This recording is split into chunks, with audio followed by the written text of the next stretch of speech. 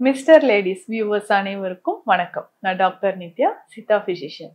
உடல் உஷ்ணத்தினால நமக்கு மலச்சிக்கல் தொந்தரவு நிறைய பேருக்கு இருக்கும். மலச்சிக்கல்னால நம்ம உடல்ல பெரும்பாலும் நிறைய பாதிப்புகள் ஏற்படுது. மலச்சிக்கலை எப்படி சரி செய்யலாம்? பேசிக்கா இந்த மலச்சிக்கல் இருக்கும்போது உடல்ல இந்த பிரச்சனைலாம் மலச்சிக்கல்னாலதான் ஏற்படுதா அப்படின்னு நம்ம நினைச்சுப்போம். என்னென்னு பார்க்கலாம். நம்ம முகத்துல அதிகமான முகப்பரு இருக்கிறது, முக்கியமாக இந்த ஃபோர்ஹெட்ல, நெத்தி பகுதியில பார்த்தா நிறைய முகப்பரு வந்து அப்படியே கட்டி கட்டியா வந்துட்டு இருக்குங்க அப்படின்னு சொல்லுவாங்க. அது நாளடைவுல தழும்புகள் மாதிரி ஏற்படுறதுக்கு வாய்ப்புகள் இருக்கு. கன்னப்பகுதி, கன்னங்கள்லயுமே வந்து பார்த்தோம்னா நிறைய முகப்பரு வந்து ஏற்படுறத நம்ம பார்க்கிறோம். இதை தாண்டி நம்ம உடல்ல ஏற்படக்கூடிய சருமம் சார்ந்த பிரச்சனைகள், சருமத்துல வந்து பார்த்தோம்னா ரொம்ப ட்ரைனஸ் இருக்கிற மாதிரி இருக்கும். சருமம் பகுதி ரொம்ப உலர்ந்த மாதிரி இருக்கக்கூடிய நிலைமை, உலர்ந்து இருக்கக்கூடிய சமயங்களும் நமக்கு ஏற்படலாம். அதற்கு அடுத்தது பார்த்தோம்னா இன்டைஜஷன், செரியாமை. இந்த உணவு சாப்பிடுறோம் ஆனா வயிறு உப்புசமா எடுத்து ஒரு செரியாமை பிரச்சனை ஏற்படுது அப்படின்னு நிறைய பேர் சொல்றாங்களா, அந்த ரீசன்னாலையும் இருக்கலாம்.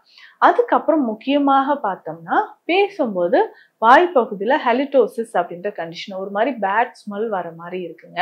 ஸோ இதனால ரொம்ப பேர், ஏன்னா நம்ம கிட்ட ட்ரீட்மெண்ட்க்கு வரவங்க நிறைய பேர் சொல்ற விஷயம், எனக்கு ரொம்ப நாளா அல்சர் இருக்கு, அல்சரோட சேர்த்து இந்த வாய்ப்பகுதியிலையும் இந்த பிரச்சனை ஏற்படுங்க அப்படின்னு சொன்னீங்கன்னா அதற்குமே இந்த மலச்சிக்கல் அப்படின்ற ஒரு விஷயம் காரணமாக இருக்கலாம். சரி, இந்த மலச்சிக்கல் இருக்கும்பொழுது மூட்டுக்கள்ல வலி ஏற்படுறது, குதிகால் வலி, நிறைய பேருக்கு பித்தப்பை கற்கள், சிறுநீரக கற்கள் ஏற்படுறது, IBS அப்படின்னு சொல்லக்கூடிய இரிட்டபிள் பவல் சிண்ட்ரோம். இந்த மலச்சிக்கல் இருக்கிறவங்களுக்கு அதிகமான அசிடிட்டி உருவாகிறதுக்கு வாய்ப்பு இருக்கு. இதனாலையும் IBS கண்டிஷன் ஏற்படலாம். ஸோ சாப்பிட்ட உடனே மோஷன் போற மாதிரி திரும்ப ஒரு 4-5 நாள் இந்த மாதிரி போயிட்டே இருப்பாங்க. அதுக்கப்புறம் அப்படியே மோஷன் வந்து வரவே இல்லைங்க, பிளாக் ஆயிடுச்சு, 2-3 நாள் கான்ஸ்டிபேஷனோடயே இருக்கு. அப்புறம் திடீர்னு வந்து இந்த மாதிரி IBS கண்டிஷன் ஸ்டார்ட் ஆகுது. இந்த அவஸ்தைப்படுறவங்க நிறைய பேர். ஏன்னா இந்த மாதிரி பிரச்சனை இருக்கக்கூடியவங்களுக்கு உடல் வந்து ஒரு நிலையிலே இருக்கு அப்படின்னு நம்ம சொல்லவே முடியாது. அதிகமான உடல் நலன பாதிப்புகளை உண்டாக்கி உடல் எடையே ஏறாத மாதிரியே இருக்கும். நான் நல்லா தான் சாப்பிட்றேன், ஸோ இந்த கண்டிஷன் ஒன்று கான்ஸ்டிபேஷன் ஆகுது, இல்லை சாப்பிட்ட உடனே எனக்கு வந்து மோஷன் போகிற மாதிரி IBS கண்டிஷன் வந்துடுது அப்படின்ட்டு ஃபீல் பண்ணுறவங்களும் இருக்காங்க.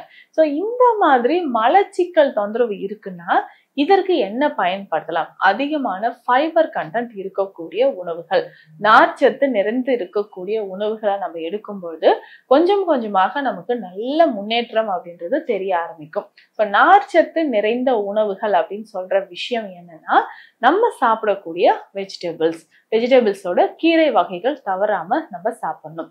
இதுல பிரண்டை ஒரு முக்கிய பங்கு வகிக்குது அப்படின்னு சொல்லலாம்.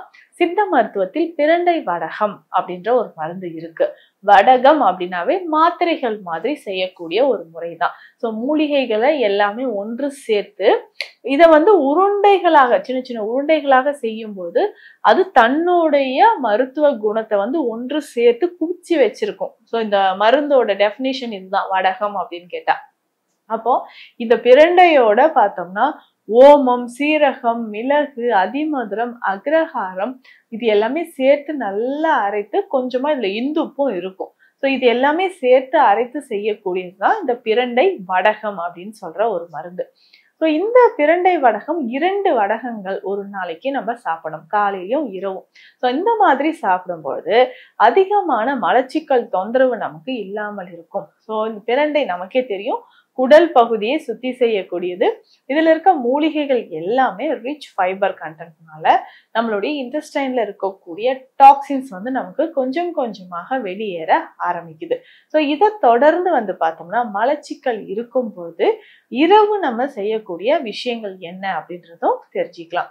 ஸோ இரவு நம்ம காலையில எந்திரிச்சு நம்ம ஃப்ரீயா மோஷன் பண்ணா இரவு நேரத்துல இது எந்த மருந்துகளை நம்ம ஃபாலோ பண்றது ரொம்ப ரொம்ப நல்லது. என்ன அப்படின்னு பார்த்தோம்னா நிலாவரை சூர்ணம். இந்த நிலாவரை சூர்ணம் ஒரு 1/2 ஸ்பூன் எடுத்து வச்சுக்கணும். அதே மாதிரி கடுக்காய் பொடி ஒரு 1/2 ஸ்பூன் எடுத்து வச்சுட்டு ரெண்டையுமே நல்லா வெந்நீர்ல கலந்து ஒரு 2 சிட்டிகை உப்பு போட்டு நைட்டு குடிச்சிடணும். 2 சிட்டிகை தான். உப்பு வந்து அதிகமா தேவை கிடையாது. ஸோ இது 2மே வந்து சேர்த்து இந்த நிலாவாரையும் கடுக்காய் பொடியும் சேர்த்து இரவு நேரத்துல வெந்நீர்ல உள்ளுக்கு குடிச்சிடணும். ஸோ இந்த மாதிரி குடிக்கும்பொழுது காலையில ஃப்ரீ மோஷன் அப்படின்றது ஏற்பட ஆரம்பிக்கும். அதே மாதிரி தவறாம ஒரு நாளைக்கு 2லிருந்து 3 வேளை நம்மளுடைய ஆனஸ் ரீஜன்ல ஆசனவாய் பகுதியில விளக்கெண்ணெயை நம்ம அப்ளை பண்ணும்போது மலச்சிக்கல், உடல் சூடு குறைந்து மலச்சிக்கல் அப்படின்ற விஷயமும் நமக்கு குறைய ஆரம்பிக்குது. கீரை வகைகளை பொறுத்த வரைக்கும் என்ன கீரை அதிகமாக சாப்பிடலாம்? இதுலயும் வந்து தண்டு கீரை ரொம்ப முக்கியம்.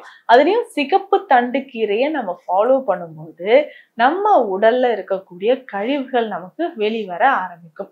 ஸோ கழிவுகள் வெளியேற கொஞ்சம் கொஞ்சமாக நம்ம உடல்ல இருக்கக்கூடிய பிரச்சனைகளும் நமக்கு வெளியேற ஆரம்பிக்குது அப்படின்னு சொல்லலாம். ஸோ இதை தாண்டி சித்தாதி எண்ணெய் அப்படின்ற ஒரு மருந்து இருக்கு. பட் இது வந்து ஒரு லூஸ் மோஷன், அதாவது நம்ம குடல் பகுதியில வந்து வேகமாக உள்ள இருக்கக்கூடிய கழிவுகள் வெளியேறுவதற்கு. ஏன்னா இது சாப்பிட்ட உடனே ஒரு 5-6 முறை நமக்கு நல்லாவே லூஸ் மோஷன் போக ஆரம்பிச்சிடும். ஸோ இது சரியாகிறதுக்கும் நம்ம என்ன பண்ணலாம்னா இந்த எண்ணெயை நம்ம பயன்படுத்தலாம். பட் இது வந்து மருத்துவர் அறிவுப்படி எடுத்தா கொஞ்சம் நமக்கு சேஃபா இருக்கும்னு சொல்லலாம். ஸோ இதை வந்து ஒரு 5 ml அளவுக்கு வெந்நீர்ல கலந்து குடிக்கும் போதும் வயிற்றில் இருக்கக்கூடிய கழிவுகள் நமக்கு வெளியேற ஆரம்பிக்கும். ரொம்ப சிம்பிளா நமக்கு மலச்சிக்கலும் இருக்கக்கூடாது, வயிறு பகுதியும் சுத்தமாகணும் அப்படின்னா என்னென்ன மூலிகைகளை வச்சு இந்த பேசிக்கா இந்த கஷாயத்தையும் நம்ம பயன்படுத்தலாம் அப்படின்றதும் நான் சொல்றேன். இதுக்கு மூலிகைகள் அப்படின்னு பார்க்கும்போது முதல்ல பிஞ்சு கடுக்காய் நமக்கு தேவைப்படுது. பிஞ்சு கடுக்காய் வந்து நல்லா உலர்த்தி நம்ம பொடி பண்ணி எடுத்து வச்சிடணும்.